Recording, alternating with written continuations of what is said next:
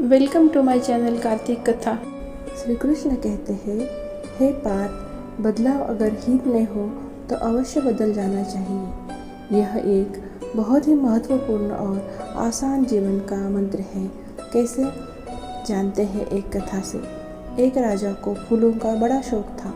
उसने सुंदर सुगंधित फूलों के 25 गमले अपने शयनागार के प्रांगण में रखवा दिए थे। वह रोज़ अलग अलग फूलों से अपना शयन कक्ष सजवाता था।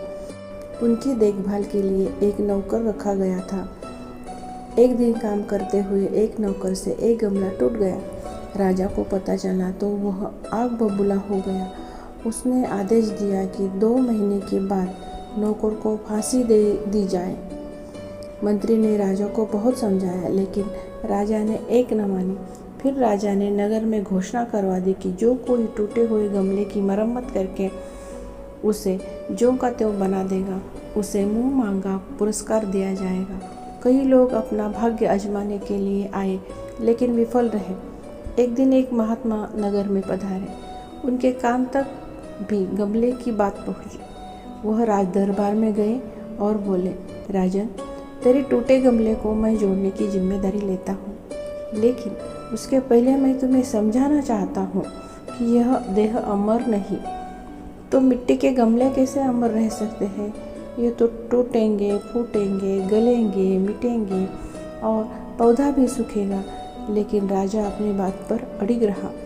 आखिर राजा उन्हें वहाँ से ले गया जहाँ गमले रखे हुए थे।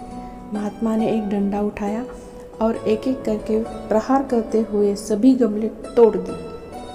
थोड़ी देर तक तो राजा चकित होकर देखता रहा। उसे लगा यह गमले जोड़ने का कोई नया विज्ञान होगा, लेकिन महात्मा को उसी तरह कुछ न करते खड़े के खड़ा देख उसने आश्चर्य से पूछा, ये आपने क्या किया?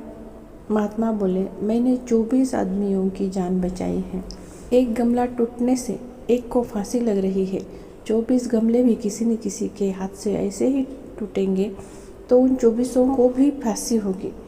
मैंने गमले को तोड़कर उन 24 लोगों की जान बचाई है।